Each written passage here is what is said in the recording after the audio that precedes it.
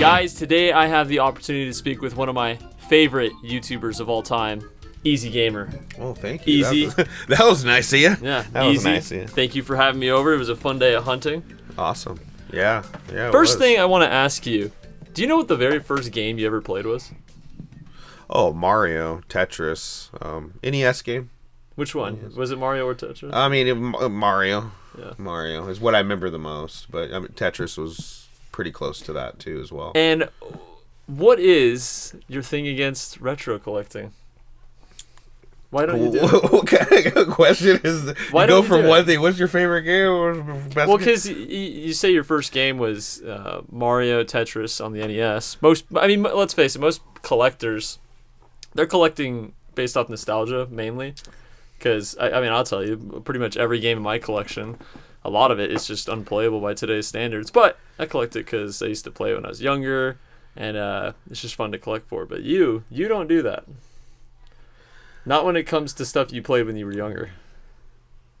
My thought of nostalgia is memories, and memories can't be brought back. They can be remembered, but they can't be brought back. So my whole concept of my channel is collecting current gen. If you all don't know, I collect current gen. I guess I would have to say that nostalgia to me is more memories than anything, and you can get those memories again by I guess people sharing retro with their kids and stuff.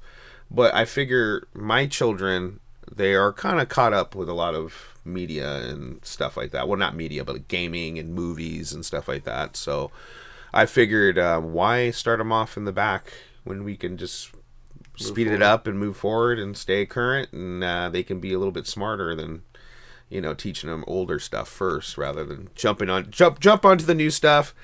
Your education will grow, and as well as you will be able to function better. And when I was younger and we had retro, there was only a few buttons on a controller. Now there's so many of them. Yeah. So there's there's a big difference. I mean, they're teaching kids in school now like mathematics that I couldn't even comprehend being in high school. Which is crazy.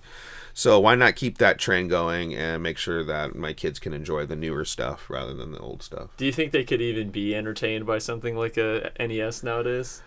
Or would they yeah, so? kids can. Yeah, I think definitely. So Definitely. Yeah, there is still a lot of good stuff going backwards. I have nothing against retro. It's just I just figure I don't want all this is my style. I want my house to look presentable. I want it to be not stretched out with wires, and I guess how you put your wires up and stuff like that really determines how you set up your stuff. But for me, I don't have that much time to do all that stuff. I've told you that if I did go for a complete retro collection, it would probably be for PS1. I do love the PS1 cases. Out of any console, it is the jewel cases and the jewel cases and the actual case artwork designs on PS1 is my favorite of all time of any console. Yeah, and that's I guess the most nostalgic I am towards video games. Silent Hill, Resident Evil, Twisted Metals. I used to play those with my cousins. I used to play those with my friends. Even the WWF, SmackDown versus Raw and stuff like that. I think Attitude was on PS1. I remember yeah, a lot of wrestling. I used to watch back in the day. A lot of my friends were skaters. I hung out with majority of different types of people. But I had a good following as a high school student. Being in high school, I was not trying to brag or anything, but I was pretty popular, and I was always trying to be funny. That was one of my things. I have a laugh kind of like Seth Rogen. I laugh. You honestly do have one of the most most memorable funny laughs I've ever heard, and it never yep, there it is. It never gets annoying. It's actually pretty insane how awesome it is. Yeah, well, I appreciate that. Yeah, I know it's always good to laugh rather than being angry or anything like that. But I express myself in different ways. Sometimes people misinterpret it. He's laughing at me. No, I'm just laughing at the situation. The situation's serious, so I gotta get out of here. Yeah. But as far as talking about retro, I think it's pointless. It's so expensive now.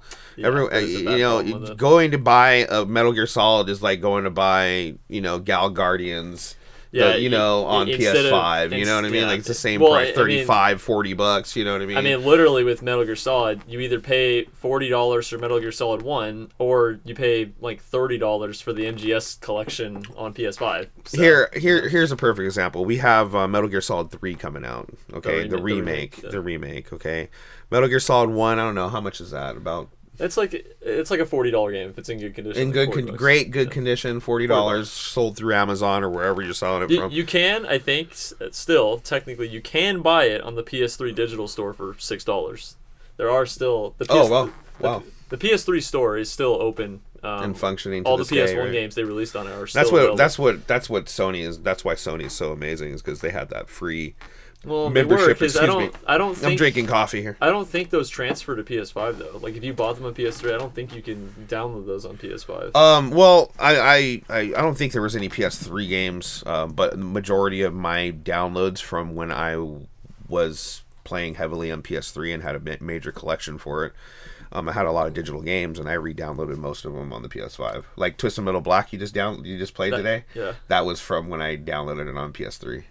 That was on your PS. Years, I played it on your PS3. Yeah. Oh yeah, no, it's on the PS5. Could you get that on? Yeah, I have it on the PS5 right now. Cool. Yeah, that and there's a few other games. Like once they open them up, because there's slowly the essentials and the layers or whatever, the different layers. Yeah, once that game comes available, it actually pops up available on the PS5. Like Twisted Metal Black wasn't available forever, but I had it on the PS3, and then all of a sudden it became available on the PS5. And you were able to get it for free? Yeah, just download it. Oh, that's pretty cool. Yeah, actually. It was tied into my account, so that's why. That's cool because they could have easily just made it. And that's another thing, like people flip out about these licenses. These licenses aren't going to expire unless it's a really crappy game, that dies like Concord or something like that. Yeah. These licenses aren't going to die for a long time. I mean, majority of us will probably be dead or really old by the time they do expire, and then you'll lose all your content or whatever. But I don't know. And maybe they'll fix it. Maybe they'll figure out a way that people are tied. It's tied into your name, or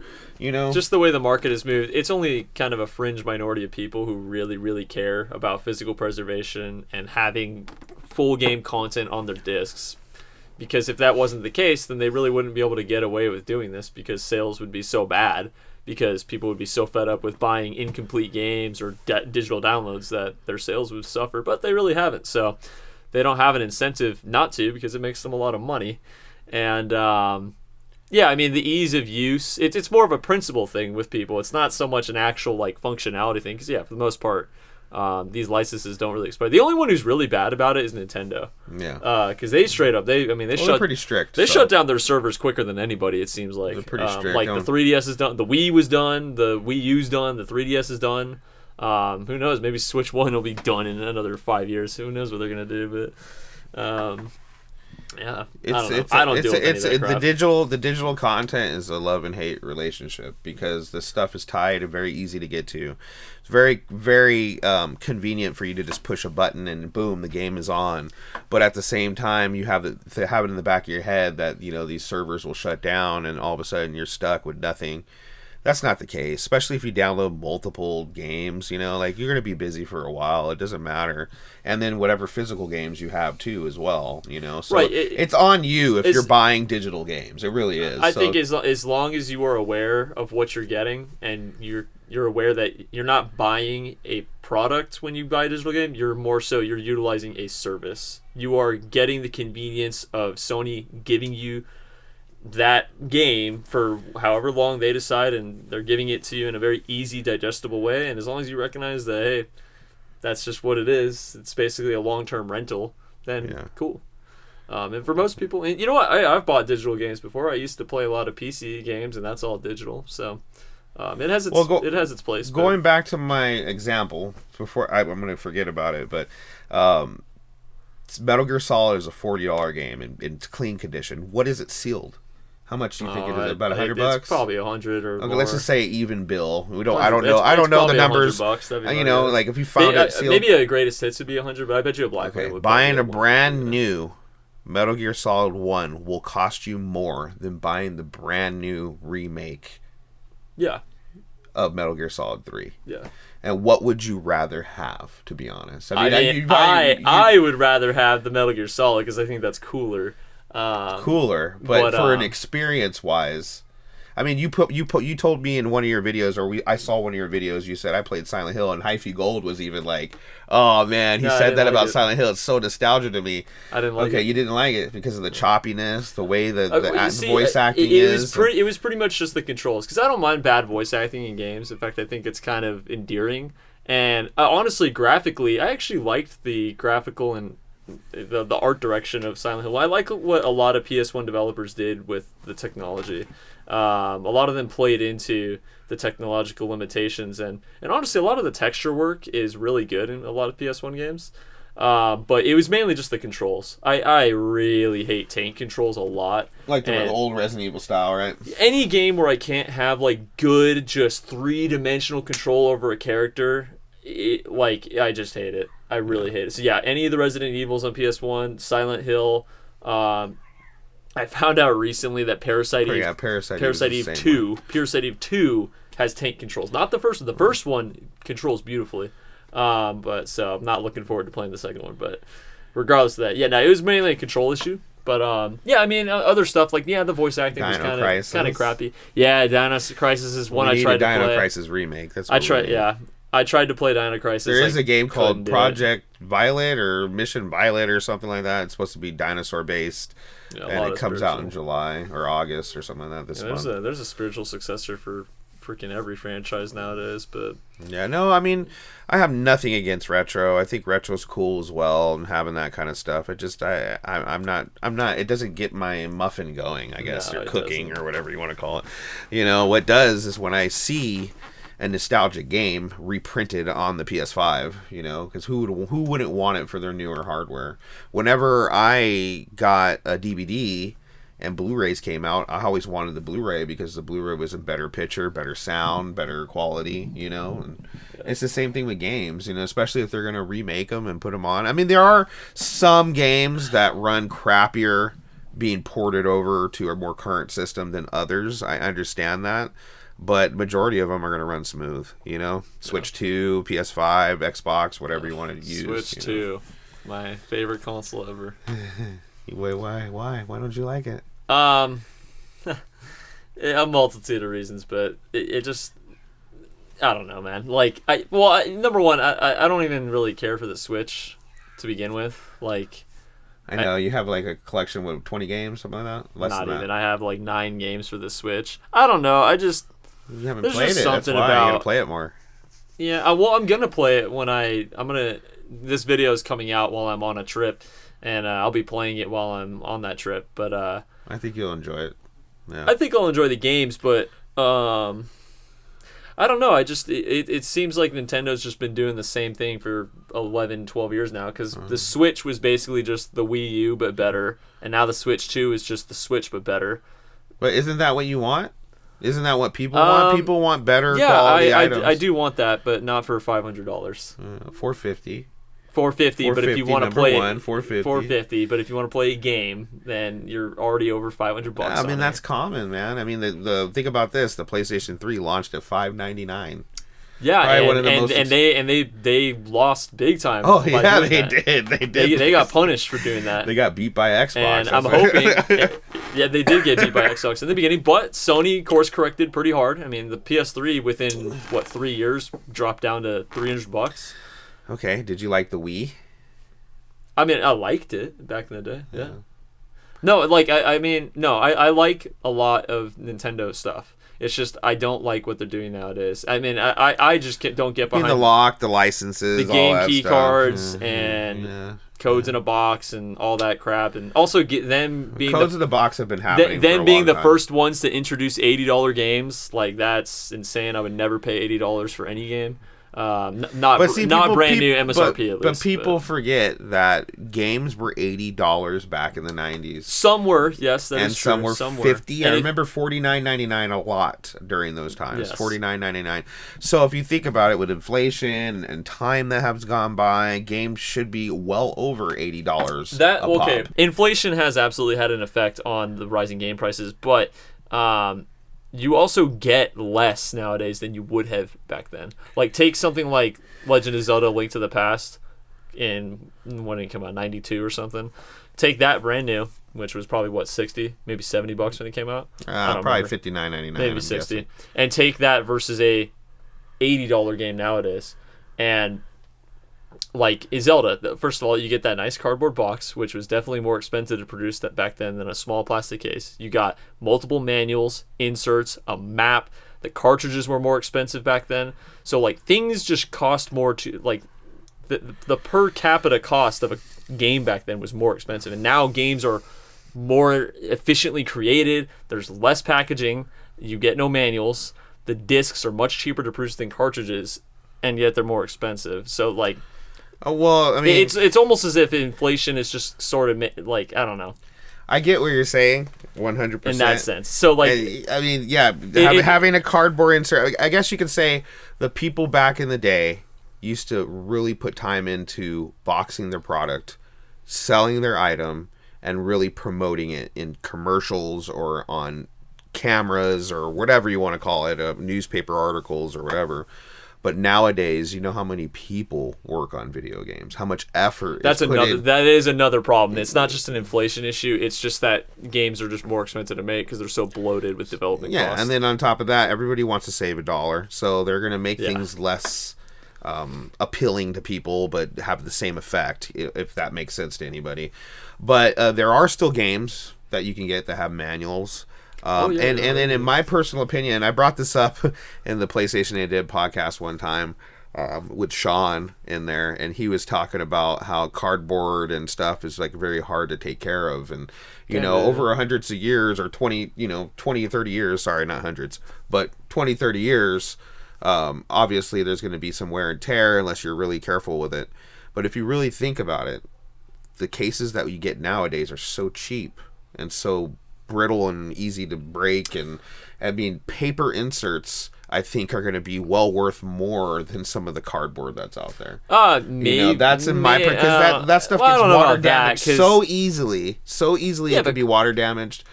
Cardboard's a little thicker. It can absorb a little bit of water. So even if there was some type of spillage or something like that on your item, you can wipe it off real quick. As far as these paper inserts that they have on these games nowadays, once the water hits it or any type of chemical or type of liquid, it's destroyed no matter what. Yeah, I mean, and then on top of that, how many people are actually keeping these cases?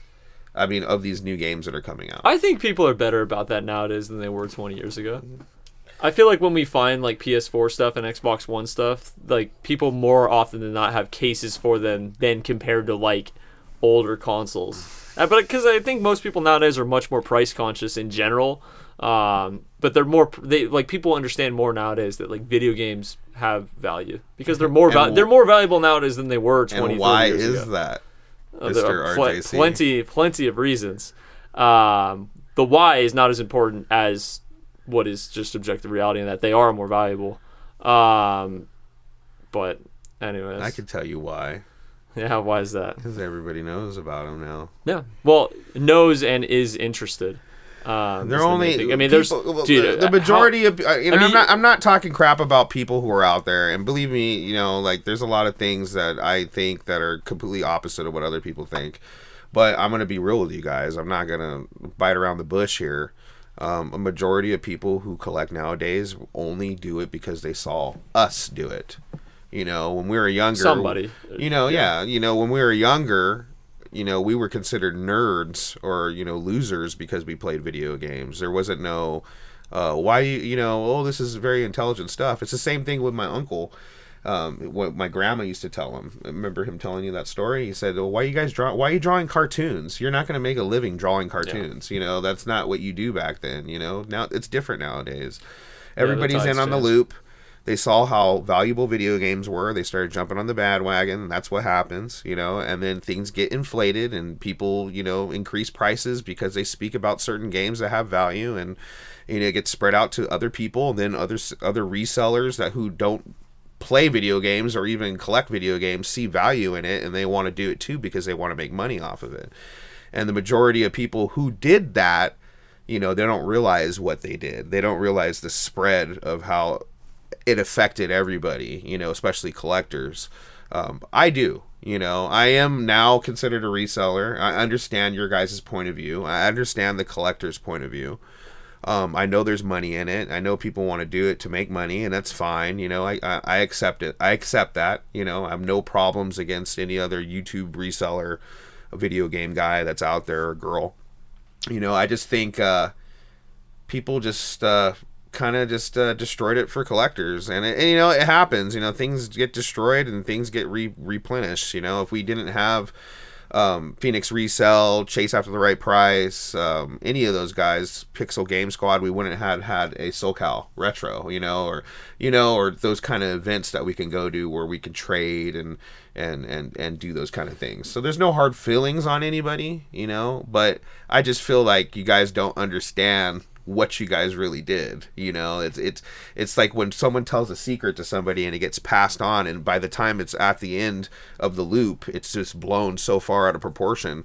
The person who originally told the story don't realize what they have done and what they have caused. You know, that's what I think, you know. Yeah, no, I don't disagree with you that influencers and whatnot have definitely contributed to the rising cost of games, but that all comes down to just, I mean, think about how many people were like buying video games, and hold up. There's a lot more people in this market than there was when you were a kid. Yeah, I mean, exactly. There's got to be probably 5 to 10 times more people wanting games nowadays than there were when you were younger. Yeah, there's a lot. But and if you look at it in that sense, if you look at it just in the sense of the amount of people who want games nowadays, games should be more expensive on average. If you look at the way the market's gone in just the past 5 years, games on average have like doubled to like 2.5x in price across the board when it comes to retro games. I think there's probably a lot more just in the past 5 to 6 years. There's probably a lot more, or the market size has probably more than doubled in terms of people who want this stuff. But the supply really hasn't changed. So you would think the price would way drastically be higher than just a 2 to 2.5x. But there's a lot of factors to why, not just games, why, you know, things go up in value. Resellers are a part of it. Market demands is a part of it. The fact that the supply of these retro games, they only go down for the most part. Like PS2 games, there are a very small amount of PS2 games that still get printed. Like I know Square Enix still prints like Final Fantasy X and other games. Very interesting. Very few publishers, and you know what, that's another thing that people usually don't talk about when it comes to like not liking the way the retro market has gone. Why aren't publishers going back and reprinting their games again? Like, and a lot of the times, a lot of it's licensing issues. Well, that might be true for games like Def Jam Fight for New York and stuff that I found today for $3. But like $3. Like for companies like Nintendo who just own Super Smash Bros. Melee, like why would they not look at the market and see, okay, people are buying and selling used copies of Melee for like $60.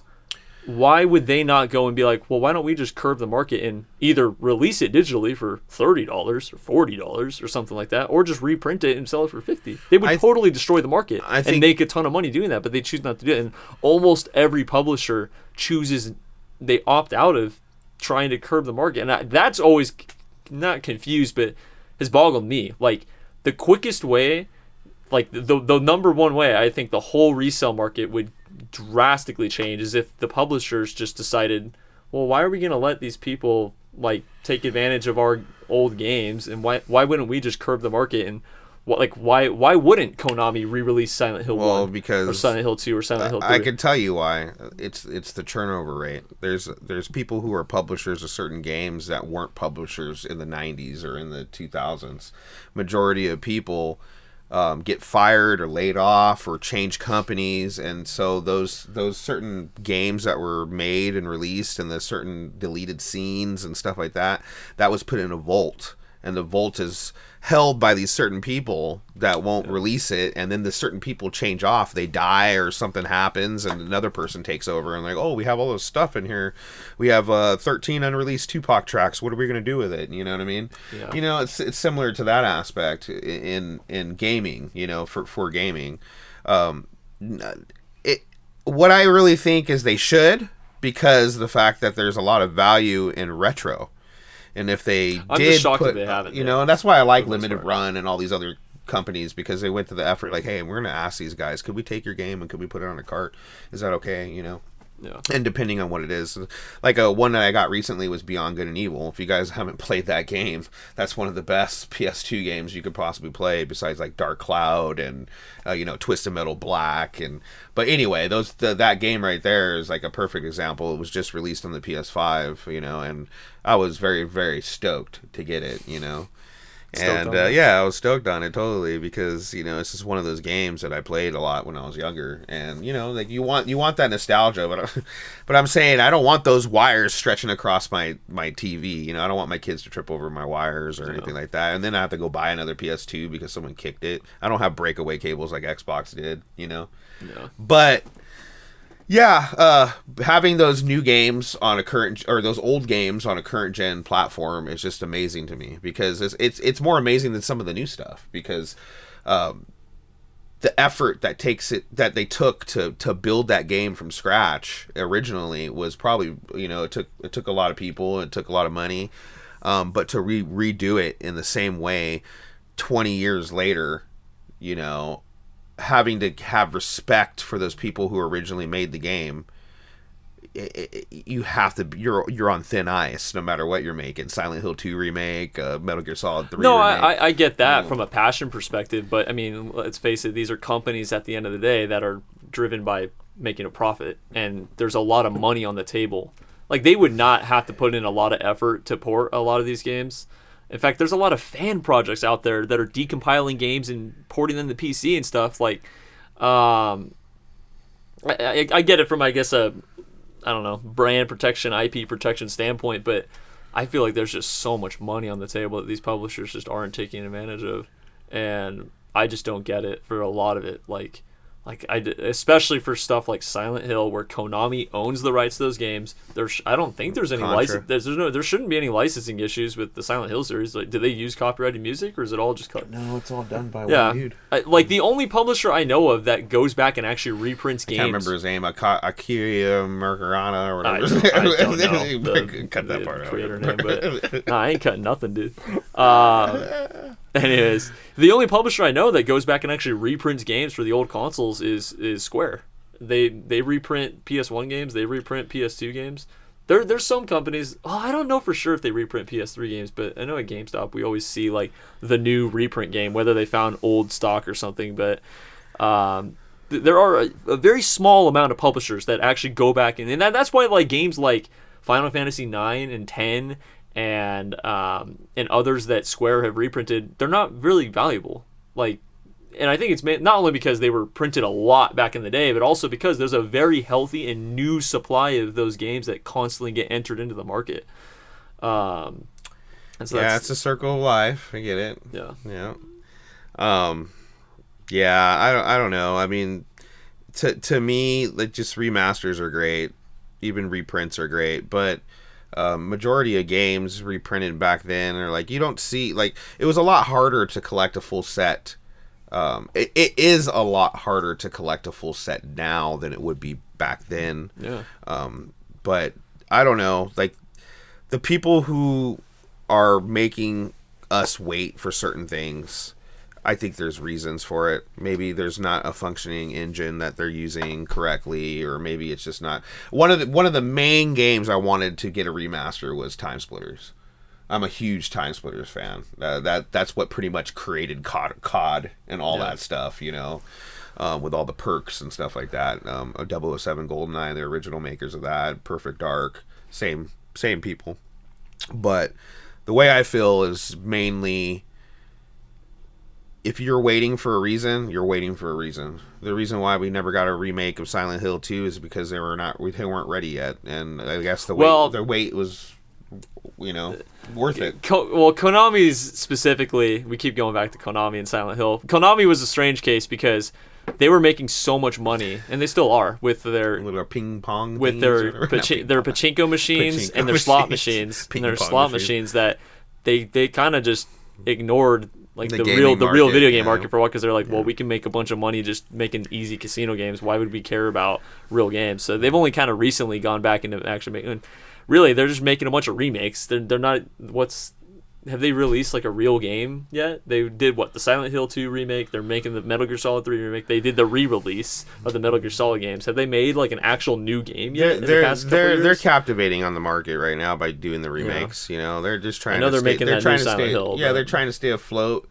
I'm sure they have a lot of games in development. You know, they just released a new Contra, which I just got at the event. You know, that was brand new. So I think that was made by Konami or whatever. But, yeah, I don't know, man. Like these companies in general, they make you wait for reasons. There's a reason why we're waiting another year for GTA 6. You know, it's not ready yet. You know, and a lot of people rush things out. And yeah, I'd rather than wait, make a completed product that's all on the disc, and then release it. GTA 6, that thing is not going to be on the disc. Oh, no yeah, it'll be a double disc for PlayStation. You think they're going to have the full game on the disc for that one? I'm thinking that. No, okay. I was thinking maybe it'd be just I mean, we're at the end of we're at the end of physical media for sure. I don't know when it's going to happen, but you think PS6 isn't going to have a disc drive option at all? I don't. I think it'll be like the PS5 Pro. Well, they just announced they're working on a new Xbox. They just announced that's going to be digital. They just announced the handheld. Just like we spoke a little bit earlier, people want to save money. They're not going to want to print games. It's not. It's becoming unviable. It's not feasible anymore. And on top of that, people are just so lazy, and they're more comfortable being at home pushing a button. That's what it is. It's not laziness, but you know. Part of it's laziness. There is still a sizable amount of people who want to buy games physically, though, so it would be a lot of missed potential or missed. I mean, they'll make. I think they'll make special little booklets and collector things and consider there's always going to be physical editions. Yeah, or some type of sword games that went to the game, or a special weapon. You know, what do you call it? Action figure type of thing that you know. They would include in the game, I guess. Yeah. I don't know. Collector's editions are so weird now.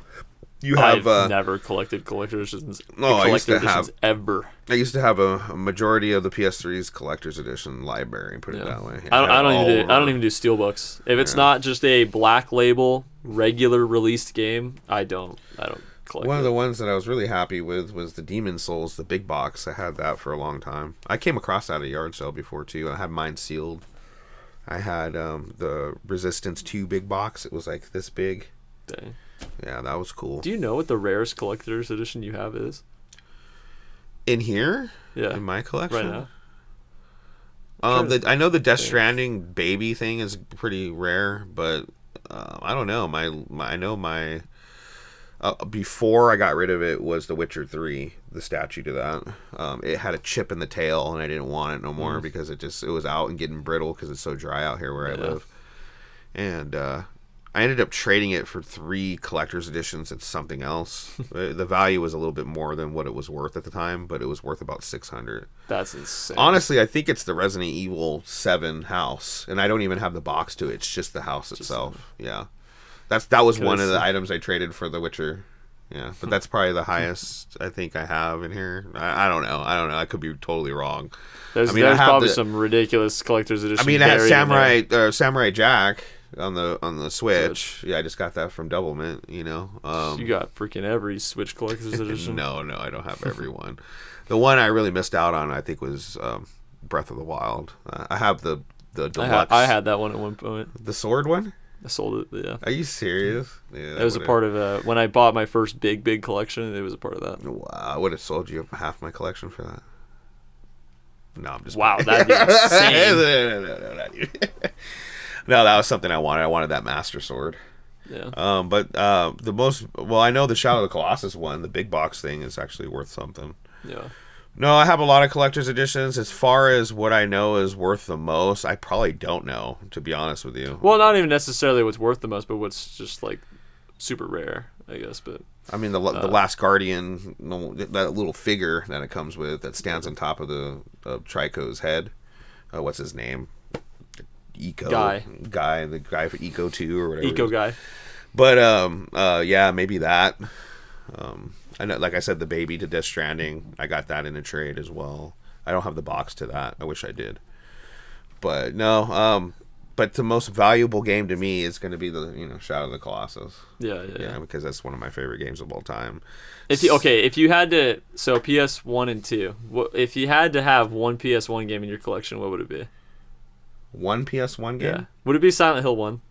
Because I remember when we bought that big collection a while ago, you really wanted to keep that really clean copy of Silent Hill 1. Yeah, I mean, like I said, like the PlayStation 1, the cases, the way they look, the way they feel, like that's the one thing that would be like, oh man, you got to start collecting retro. But I guess I'm attracted to Metal Gear Solid, the first the double disc, the first one.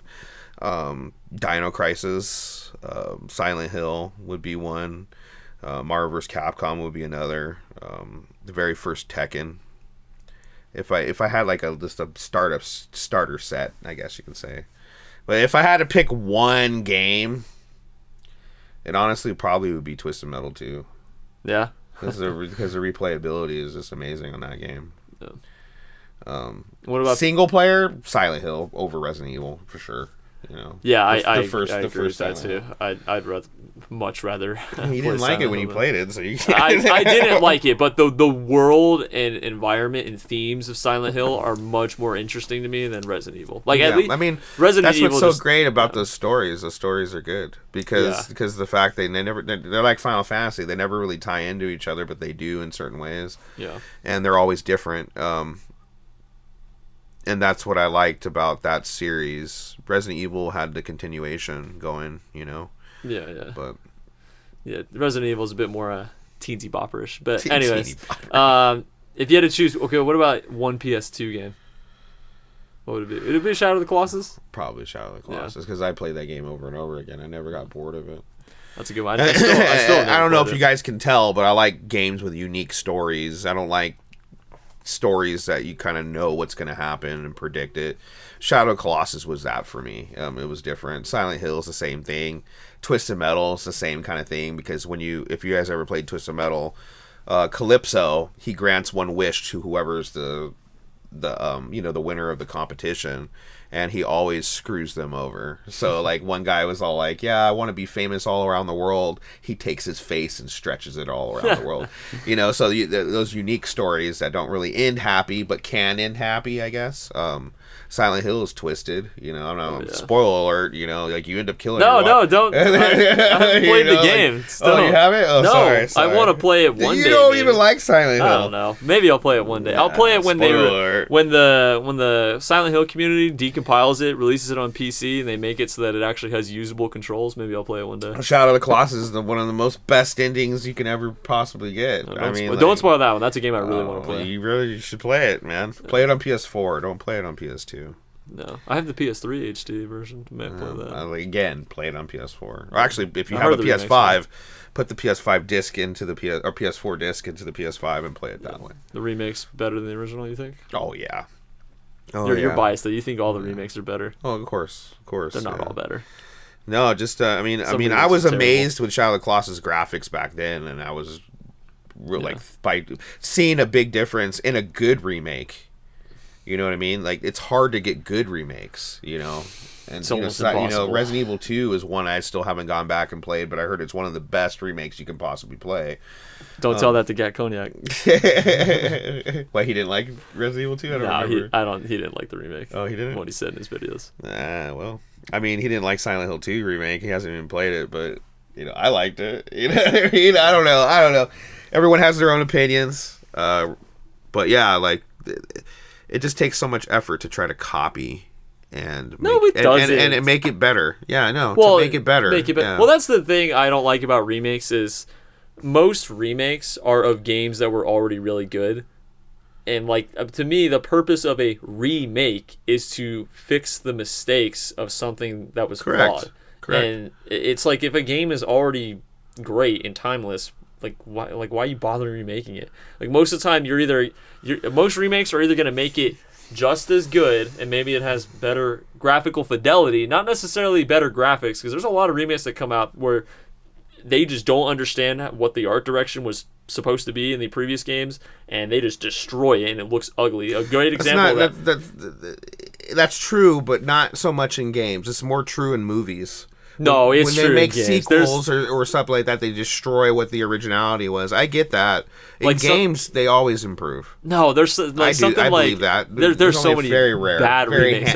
Bad, like a handful. Like of them. Crash Insane Trilogy always comes to my mind because the original, first of all, number one, the game, the remake controls bad. Like compared to the originals, the controls are terrible.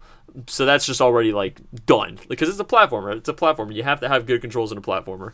And then number two, they just destroyed the art direction in the remake. There's so many just like weird choices they made when it came to lighting, when it came to textures, when it came to the models, that just like the originals were just so great the way they were. And again, they decided to remake some good games instead of finding games that were kind of crappy back in the past and making them better. But anyways, I don't like remakes most of the time. Like I'm trying to think of a really good game remake that I like.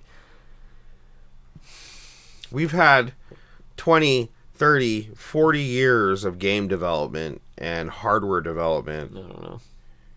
You know, and you had these square controllers when you first played, when I first played Nintendo, and now I have these controllers that fit perfectly in my hand, that feel the most comfortable as you can actually possibly feel with having a controller until the next revamp comes.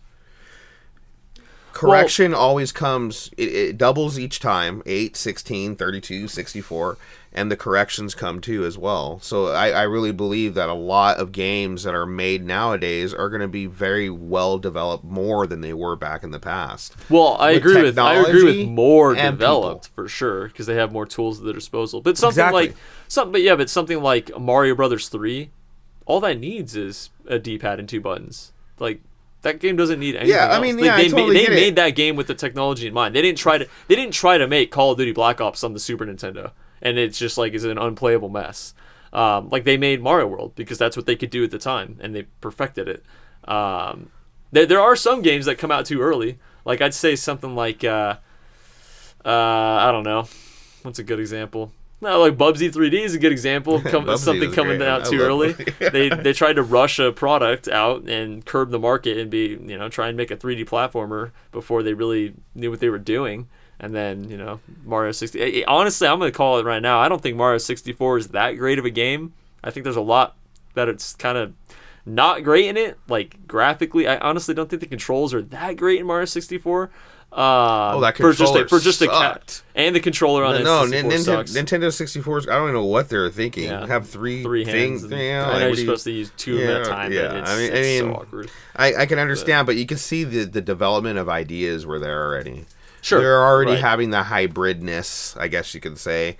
And you're talking about originality with the Nintendo. The Nintendo's always been safe, and the reason why they've always been safe because they never gone so far ahead. They didn't take chances like Sony has or Xbox has. What they did was they knew what they knew, and they used that to make it a little bit better each time.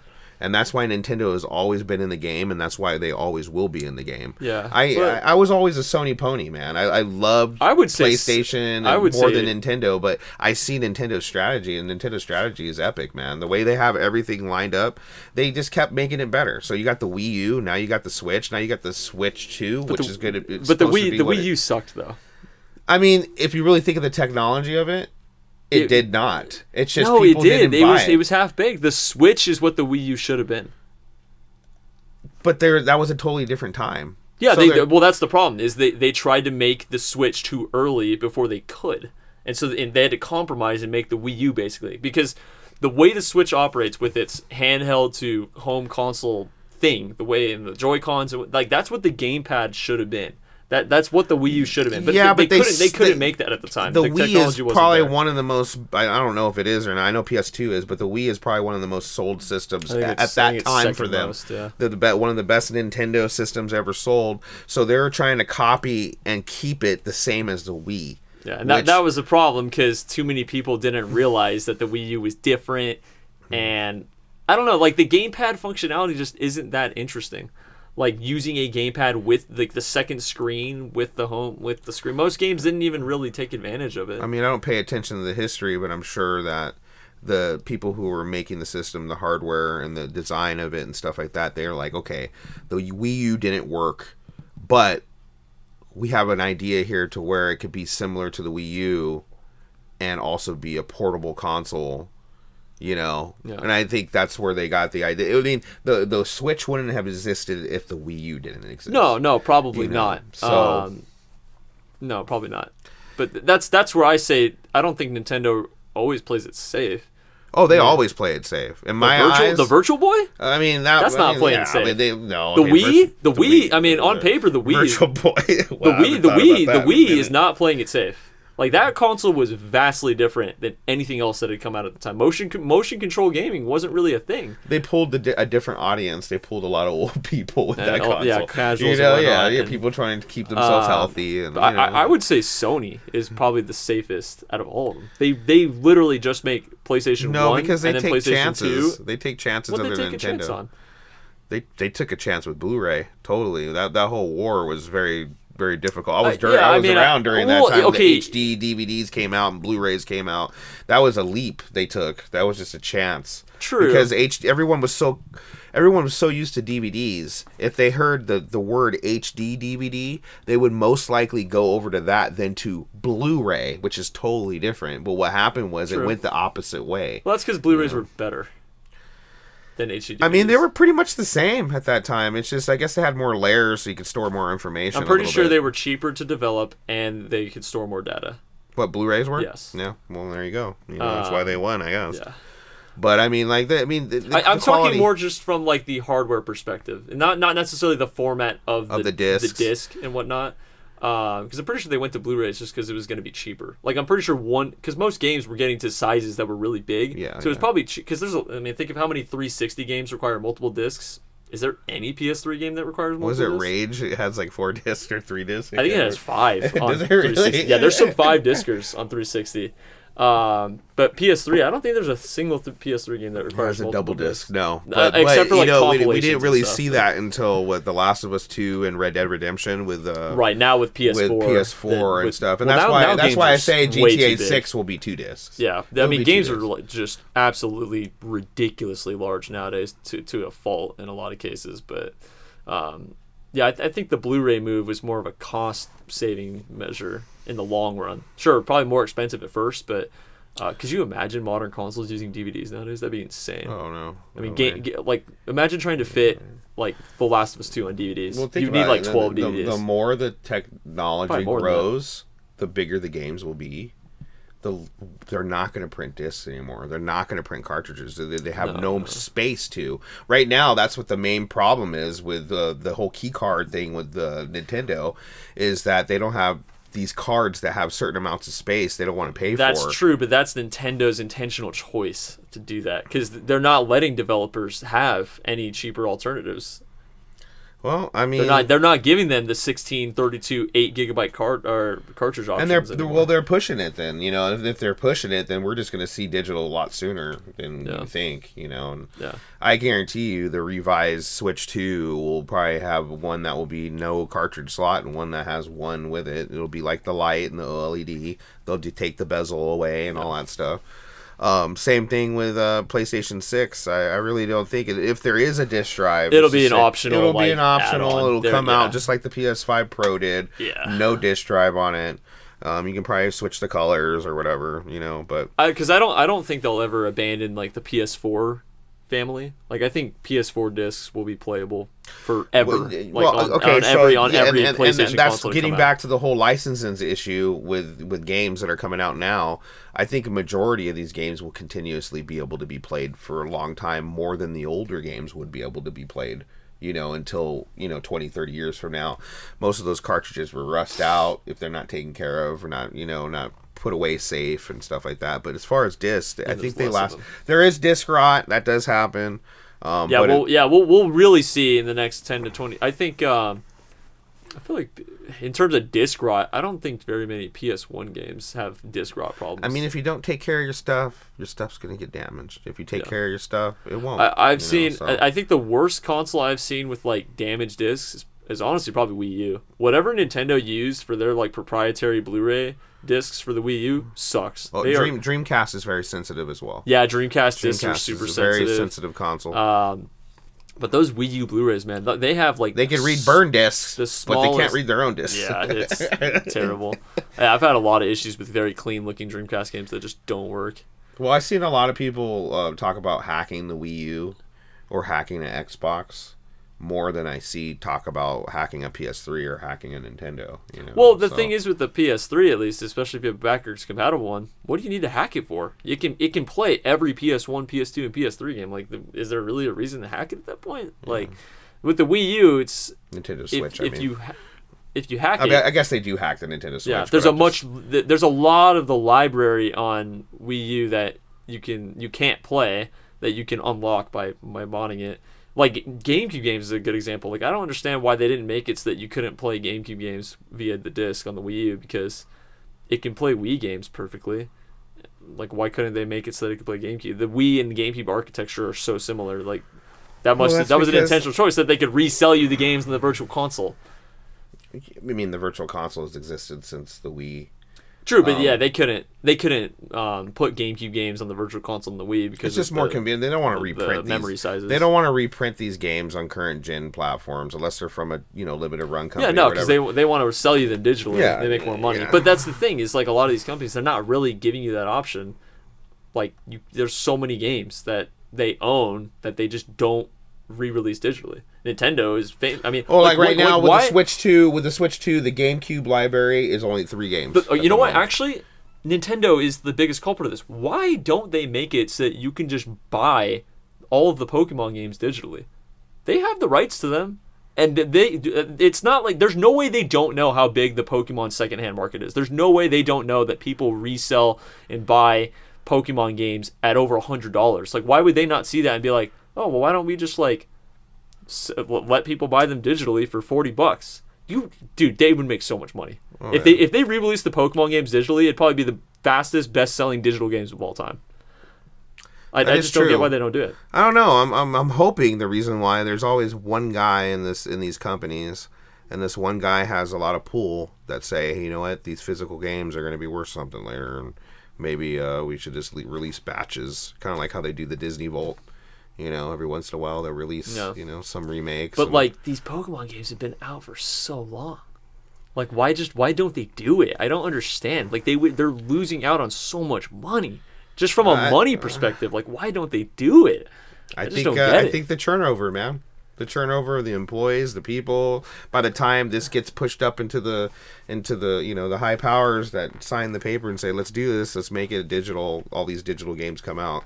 It gets shuffled away into the paperwork, and then another person gets hired, and I guess, but it's just like there's so much money on the table. Like, it would seem like if I was somehow in charge of Nintendo, Pokemon, whatever, like that would be mission number one. Just like in terms of like effort to money ratio, like instead of developing a new Pokemon game, let's just focus 6 months on porting all the Pokemon games we already have, and just because like.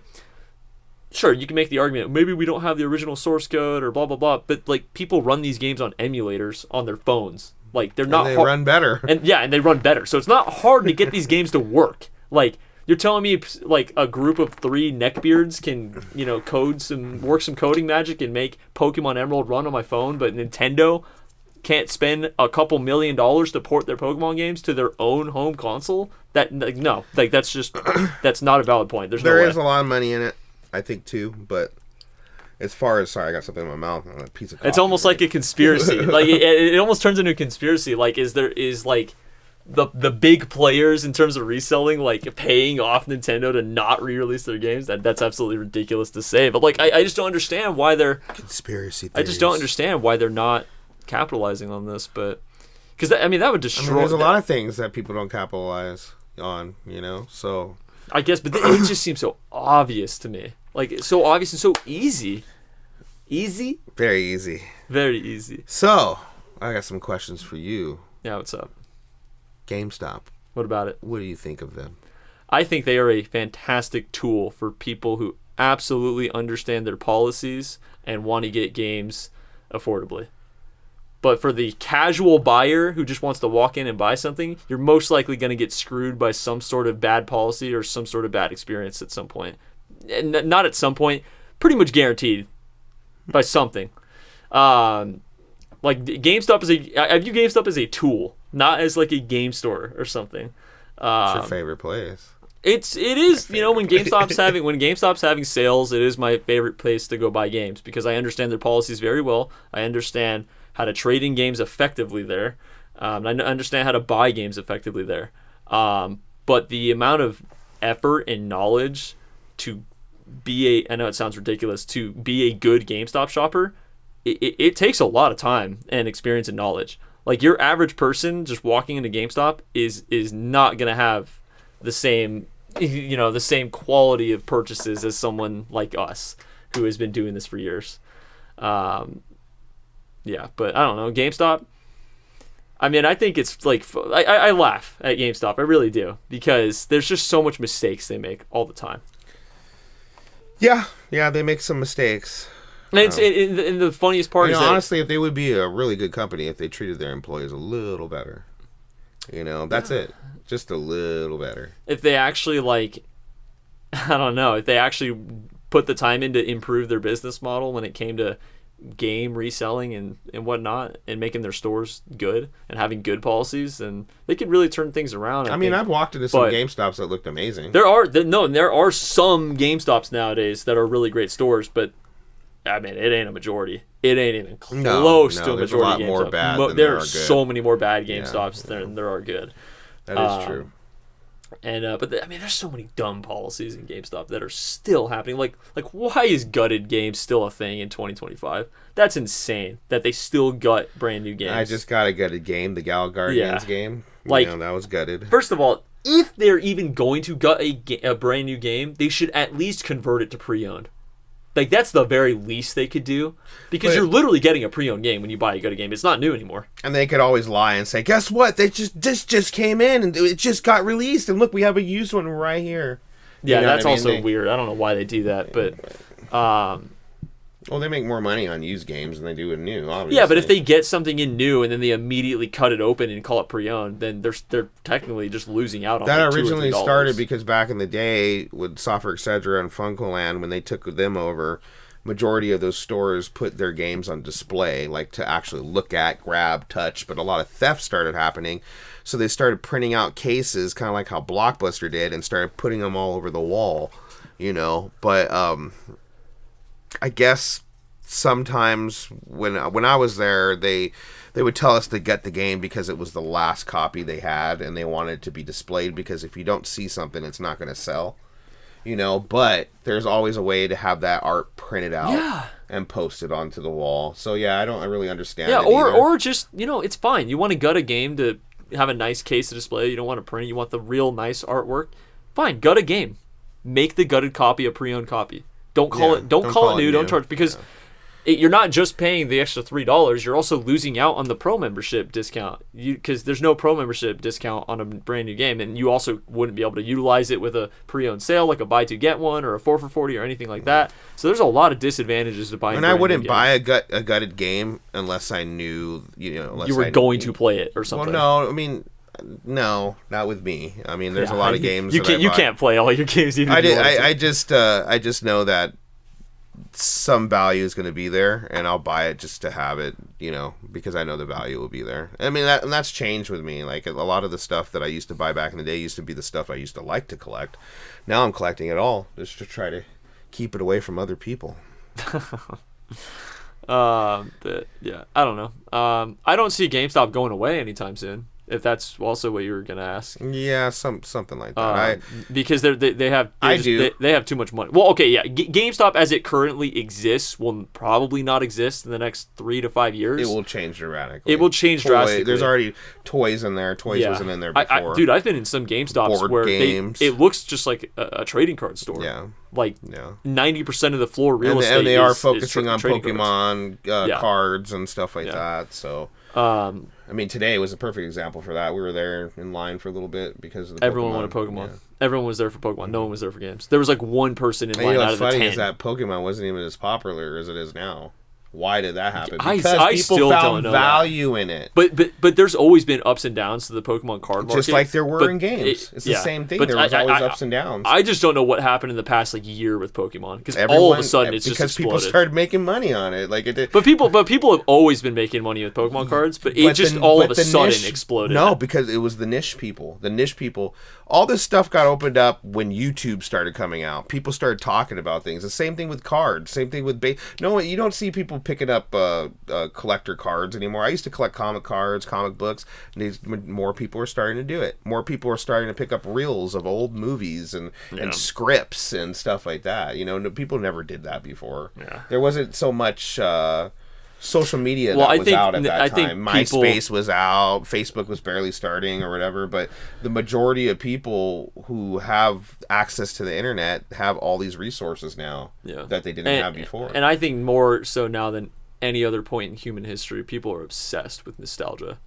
Oh yeah, way more. Well, why did that happen? People started showing off their collections of things. Well, that and maybe not just games though. I'm not talking about just games. No, I'm talking about everything. Yeah, I think a lot of 80s stuff. Yeah, I think people really just aren't as interested in the stuff that comes out nowadays. It's not just that. That's a part of it. You always hear people complaining about how stuff just isn't as good as it used to be. Majority of people are fake. I'm gonna be real with you guys. I've been around the world a little bit, not too far around the world, but a little bit. And the majority of people are fake. The majority of people have characters that they use or portray, and it's sad because they get these personas and these characters from things that they see that they wouldn't normally see. So I don't know. It's weird. It is weird, just like GameStop. Yeah. Yeah. No, I don't see GameStop really going away. Not entirely. I think what will happen is they're incredibly cash rich, and they make enough money off their interest from their cash that they shouldn't go out of business unless they just start spending money like no tomorrow. They're probably going to get rid of all of their bad performing stores within the next 3 to 5 years, and either they will keep their best performing stores as a pet project, or they'll sell it off to someone who's making a better business nowadays, someone like a RJC GameStop Media. I ain't buying no GameStop, bro. Not unless they give it to me cheap. But someone like a rising franchise right now is Paymore. They're an electronics reselling company that had been opening locations more and more every year. And their main focus is not what? It's everything, right? It's not games. They buy any. It's not games, but they were where?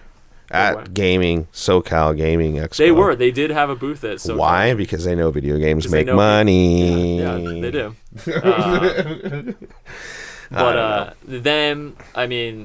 Phoenix Resell did an interview recently with the guys who own Disc Replay out in the Midwest and South. They want to, one of their mission statements is to become the next GameStop. So there's big players out there that they could sell to, I'm sure, but sell their good performing stores if they wanted to get rid of them. But I think what's going to happen is the top guys, the board members or whatever in GameStop, they will take their cash, start some sort of hedge fund or just investment company, call it whatever, and they'll sell off GameStop as a business to somebody else, because the GameStop business, I don't know. It feels like they're not putting any effort into it. GameStop as it is now feels like the same business it was 2 years ago, and their sales have been getting worse and worse. So it's just I know you're not a fan of fast food. Neither am I.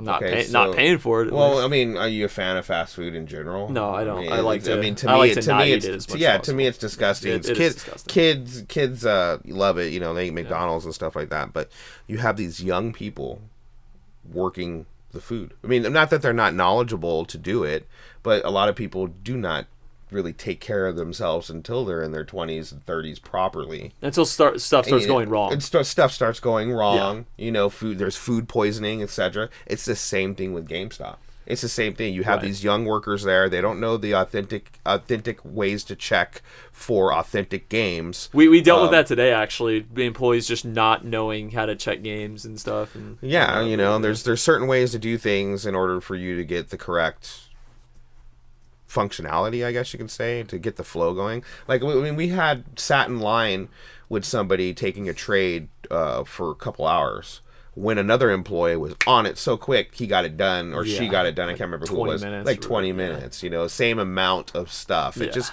depends on how knowledgeable you are, how fast you are with their systems.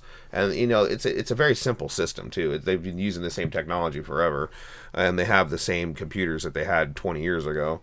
But, I mean, if you know the routine, it could be a very positive place. It could be a very good place to get your games. Yeah. It could be a very good place for you to get knowledge, to know what you're looking for in authentic cartridges or authentic discs. But they hire these teeny boppers. And they don't know anything. Our favorite word, you know, and they don't teach them anything. Yeah, and they don't. And then people are always in a rush. They have their own lives. They're doing their own thing. Who knows what Joe Smo is doing with Samantha C? I don't know. You know, and just, you know, what's going on in their lives at that personal time. You know, maybe they're frustrated. They don't want to deal with your trade, or they don't want to deal with the people that are coming in the store at the time. You know, who knows what they're going through. So there's a lot of different emotions in that place. There's a big turnover all the time. There's always new managers. There's always new employees. I mean, just in the past year, it's pretty much an entire new group of people at your GameStop that I've seen. Yeah. And that's what I was telling you. Like, one person would be like, oh, I don't like taking your trades. But 6 months later, there's someone else taking my trades. You know what I mean? Hey, they don't know nothing. Whatever. Let's keep taking advantage. If it ain't gonna be you, it's gonna be somebody else. Yeah, or somebody else. You know what I mean? That you guys think we're the bandits. You know, I guess I'm the true bandit. But I just say this. You know, there's more people doing worse than what we are. You know, out there. I know that for a fact. You know, turning trash into treasure. Yeah, trash into treasure. And doing it legally and doing it the way that, you know, policies, following the correct policies. We always follow the policies. But I've been doing this since we abuse them, but we follow them. Like, since I was old as Chase selling his first eBay sale. I've been doing it since I was 8-9 years old, trading in stuff, having my mom go in there and help me, and, you know, and like I've learned the ins and outs of GameStop for many years. Plus, I was an employee there, and that's the reason why I was an employee there, because I had knowledge on video games, what new games were coming out, what developers were making what, you know. But I use it as a tool as well. I don't see them existing 2 to 3 years from now, so that I disagree with you with that. Well, no, I don't see them existing as they currently are, where there's like a 1,000 stores. I think there's literally going to be like... I don't see them currently existing with games in their store, if that makes sense. I don't think it'll be like... I think they'll have games always. It just won't be like a big focus anymore. Like, they'll just be a card / it'll be like a hot topic that has some games in it. Like, kind of how that's what they kind of are already. Didn't they like team up with Hot Topic a long time ago or something? I have no idea. I can't remember. But like, you walk into a GameStop, the first thing you see when you walk in is usually clothes, toys, and like, oh, there's some games on the sidewall. Oh, okay, I guess I'll check that out. Yeah, you know, a lot different. Games don't even take up like 15% of the floor. What they need to bring back strategy guides. That was awesome. Well, I don't extra books. Do publishers even make strategy guides? No, they don't. Yeah, but I'm just saying, like, they do digital guides and stuff like that now. They have like at least the Apple Valley. Or get a company that actually decides how they do limited run. We're gonna do real strategy guides for the, you know, and print out our own booklets. I don't think a lot of people would buy those, dude. You don't think especially so? With it, because a strategy guide. I mean, the reason they existed back in the day is because most people didn't have great access to the internet, so they needed some sort of guide or something. But now with the internet, like, yeah, they can look up anything. What do you need a strategy guide for? I don't know. That's my nostalgia. My collecting nostalgia is picking up guidebooks. I love guidebooks. I think they're great. Cool, and I mean, I want some strategy guides for my favorite games, but I'm not going to use them. Yeah, you know, like if I really need to know something about a game, this book up. Like even if I needed to know something about a game I'm playing, I'm just going to look it up on YouTube or something. But. Yeah. And like I said, more access. Games are a little bit. I don't know. Do you? Okay, let me ask you this: do you think games are more challenging now than they were back then, or do you think? Honestly, I don't even really know because I don't play very many new games. Yeah, okay. I'm gonna say on average, probably not, but it also depends. Like, I'd say there's a lot more. Like, the games are much more tutorialized and catered to casuals because there's so much more casuals in the market that they want to try and have that broad appeal. But I think games are more complicated. That's for sure. They're more complicated for sure, but that doesn't necessarily mean they're more difficult. Like a game like I don't know what's a good example. Like a game like Persona 5 is much more complicated than a game like Ghosts and Goblins on the NES, but it's not more difficult at all. Like Ghosts and Goblins is freaking insanely difficult, mainly because of the controls, but and the enemies are just absolute bullcrap in that game. But it's a pretty simple game. I mean, there's a lot of games nowadays take a lot more time to learn, and that's a new thing. Like that was not a thing back in the 80s and 90s. Very simple. You play a game like Mario 3 for 10 minutes, and you pretty much completely understand how that game works. You can't play most games nowadays for less than 5 hours before you really understand what you're doing, which it can be fun for some games, but can be really, really draining for most. And it's honestly the reason why for most modern games I get bored of them pretty easily, just because it's like it's too much to learn. I don't want to play it like people will tell me, "Oh, this game's so good. You just have to get past the first 20 hours." And it's like, dude, no, I'm not doing that. Man, it's kind of like watching a TV show. It's like, oh, bro, just get past the first 3 seasons, then it gets good. It's like it's a grind. No, dude, we're not doing that. You have to grind, to get into it. They used to say that with Destiny. They used to say, well, once you get past the first 10 hours. Yeah, Destiny is I do like Destiny. It actually is a game I played back then. I actually played it recently again. I got back into it for a little bit, and it was fun. Did you pay for it? Yeah, I paid for it. You know what? That is the first digital game I've bought in like 5 years or so.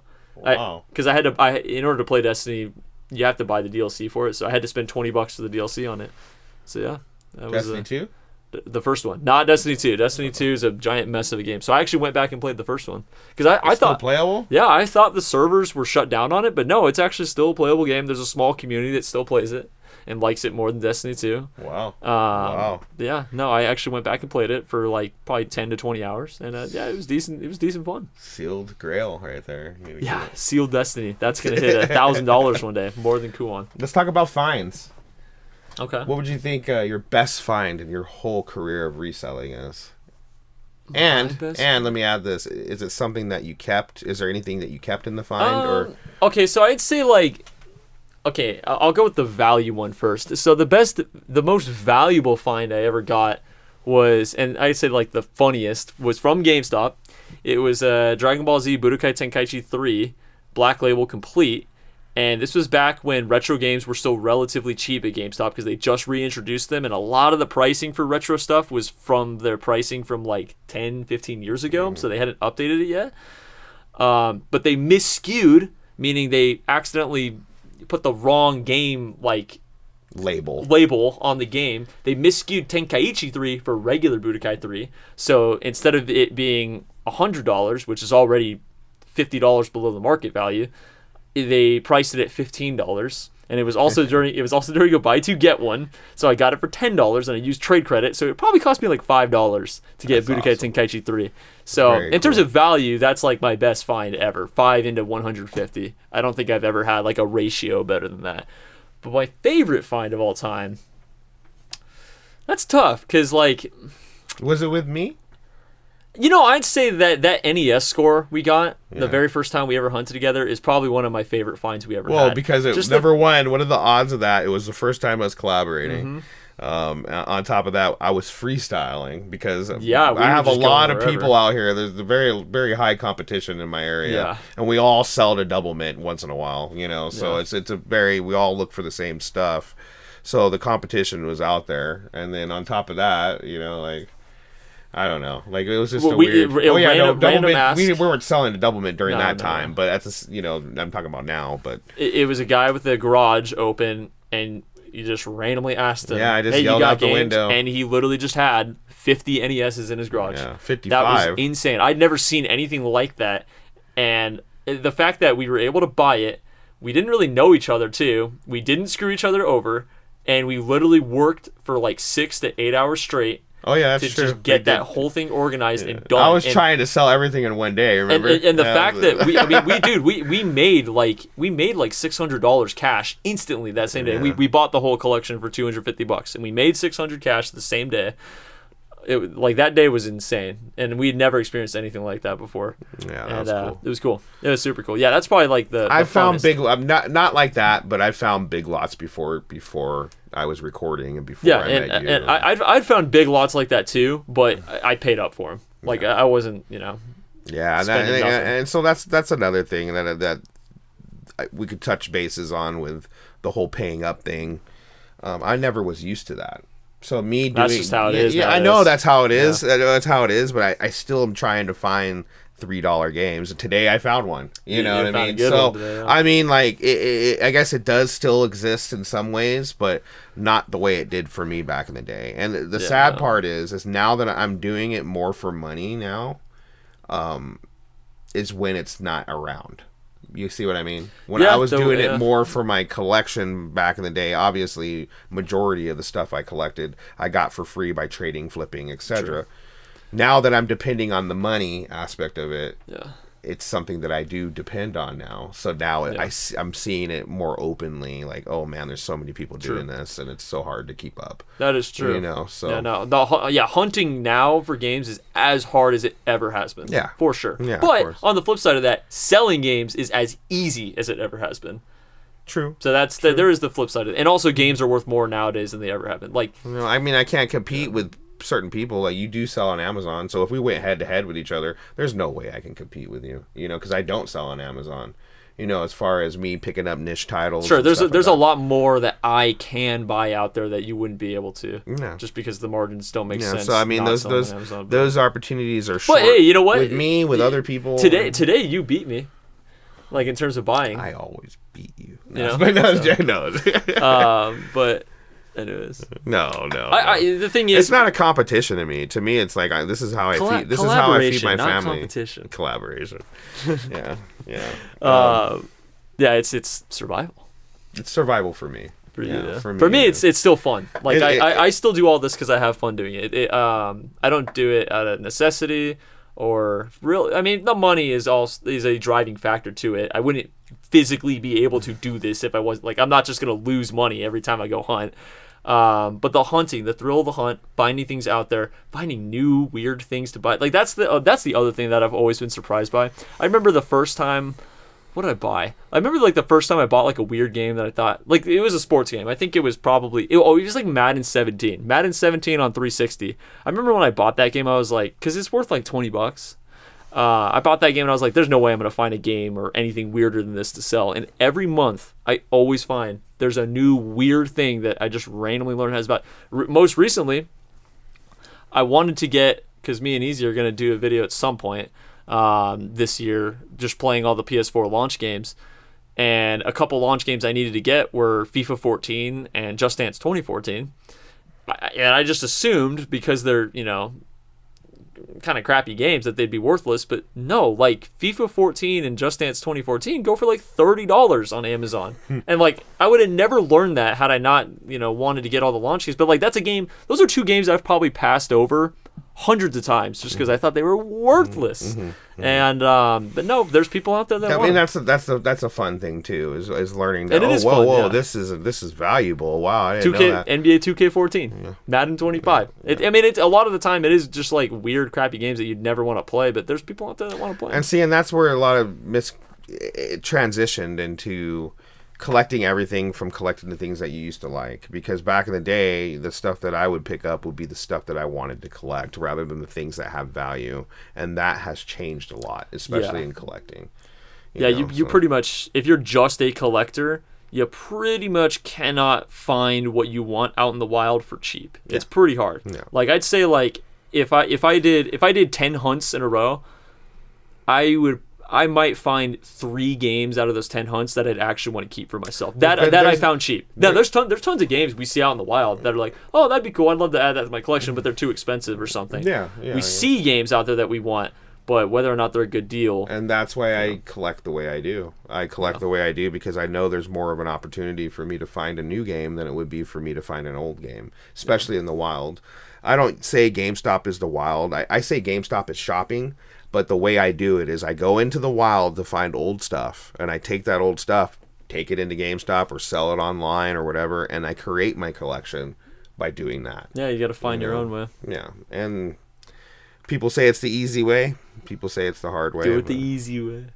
But, all the stuff that I have in my collection, majority of it has been free, and it's been because I took the old stuff and turned it into the new stuff. I'm most likely able to get Dying Light, the Beast, than finding a Mario 3 complete in box. You know what I mean? Like, yeah. so I mean, and then I'd rather play the new stuff anyway because I'm already over the old stuff. I mean, Mario Odyssey is a perfect example of this. Mario Odyssey is the best Mario game, in my personal opinion, ever made. The only reason why is it has that copy-ish thing. What they did was, I'm not sure if Kojima. He made Metal Gear Solid 4, but when he made Metal Gear Solid 4, he had flashbacks of Metal Gear Solid 1 in the game, and you would literally play the old style away. And so they did that with Mario Odyssey. They made Mario Odyssey able to go back into 2D, and so there's some type of copy aspects, but having those elements in a game to where you feel the nostalgia, but it's new at the same time, is amazing to me. Yeah. And that's one of the reasons why I think Mario Odyssey is one of the best games, because you have that old 2D style, you have that 3D style, you have the open world style, it's there, open levels anyway.